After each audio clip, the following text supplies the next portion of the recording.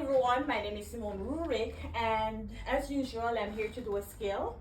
Today we will be doing range of motion on your hip, knee and ankle. Sometimes you'll hear persons say range of motion on your legs. Me, it still means your hip, knee and ankle. So because in order for your leg to move, it moves from your hip, your knees and your ankle, because you use it to walk. So that's basically what it is. Now guys, as you know, when I do these skills, I still will reiterate that you must be sitting in a class and you must be participating. It is for your good for you to participate, because sitting and actually doing the skill is two different things. You realize that when you're sitting, you think you know everything. But as you go to do the skill, you realize that you can be messed up or mixed up very easily. And you, of course, we're human, you forget to do stuff, all right? So now, guys, we know that for every skill, there are 5 major things that they look for. They look for infection control, privacy, safety, indirect and direct contact. By now, by watching all the skills that I've posted, you know that I'm always reiterating those 5 things. Note, this is not the only things that they look for. But remember, we're all human beings and you don't have to be perfect. You try to be as good as you can. But the best way to do that is to continuously practice. All right, guys? So now I'll begin doing range of motion on your hip, knee, and ankles. I hope my skills are informative and I hope it helps you and it gets you one step closer to doing your exams, all right? And to be successful in your exams. So let's begin.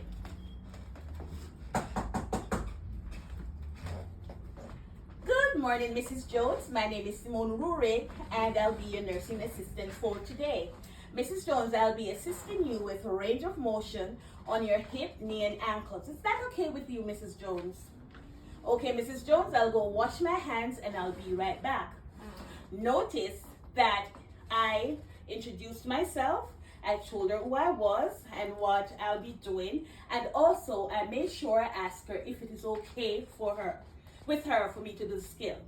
No, the resident or the patient has a right to refuse services. So that is why I must ask her if it is okay with her. Well, she says yes. So the next thing I'll do is to give her privacy and then go wash my hands, okay? So now I'll be giving Mrs. Jones privacy by pulling the curtain. And of course, I'm going to wash my hands. I wash my hands. Now I'm back. I must make sure now that the person that I'm going to be giving care to is Mrs. Jones and she's the actual person in bed. So this is how I do it to make sure. Mrs. Jones, may I see your ID bracelet, please? So I take Mrs. Jones' hand. What is your name? What is your date of birth? Okay, she answers, no. By doing this is a way to make sure that Mrs. Jones is alert. You know, sometimes you're confused, they don't know their name. And of course, you want to make sure, as I said before, that it is Mrs. Jones that is actually lying in bed, right? So we cleared that up because she answered, I asked her, what is her name? She said, Mrs. Jones. I said, what is your date of birth? She told me. So I'm going to continue. Okay, Mrs. Jones, I'm going to wind your bed up and we can begin. Notice that I told Mrs. Jones that I'm going to wind her bed up. Reason being, when you wind the bed up, it is at your work level and you don't have to bend, because when you bend a lot, over the time it hurts your back, all right? So you raise it to your work height. Now, another thing I must reiterate is that when we're working, we work from side to side, not at the back of the bed. The only time we are there, this is the exception, is when we're winding up the bed and we're putting it back down, all right? So now I'll be winding the bed up. When I reach here, I must practice good body mechanics. So when I'm winding the bed up, I'm going to either stoop or I'm going to kneel on one knee. For me, I'll be stooping, okay? So I stoop with my back straight, and I'm going to wind the bed up. All right, guys? So I wind the bed up, and I'm going to make sure the bed is locked. Lock, lock, and then I'm going to continue to work. Now, everything that you're doing when touching Mrs. Jones or moving the bed or anything, you must inform Mrs. Jones, okay? Mrs. Jones, I'll be taking your top covers down. So I'm taking Mrs. Jones' top covers down to the bottom of her feet, because I need to clear her legs so I can work on it, okay? Notice I'm taking the covers down to the bottom of her feet like this, okay? Now, Mrs. Jones, I'll begin, okay? When we're doing range of motion on the hip, knee, and ankle, we must make sure that when we lift the foot, like this, it's not straight like this. It should be bended like this, and here must be parallel with the bed. All right, so look at me. When I say parallel, it's straight with the bed, right? So it's not like this, it's not like this, it is straight in a 90-degree angle. You see, it is very straight like this. Now when I'm holding her above the ankle and under our knee right here. So look at me now. I'm going to bring back the foot like this, and then I'm going to bring it back down to the bed. That's one. Lift again, bring back. That's two. So one, up and back is one, up and back is two. On the second set, before I do the third set, I'm going to ask her, Mrs. Jones, are you feeling any pain? She says no. So I continue with the third one, okay? So I'm going to do this part again without talking, all right? So let's start back from raising the leg. So it's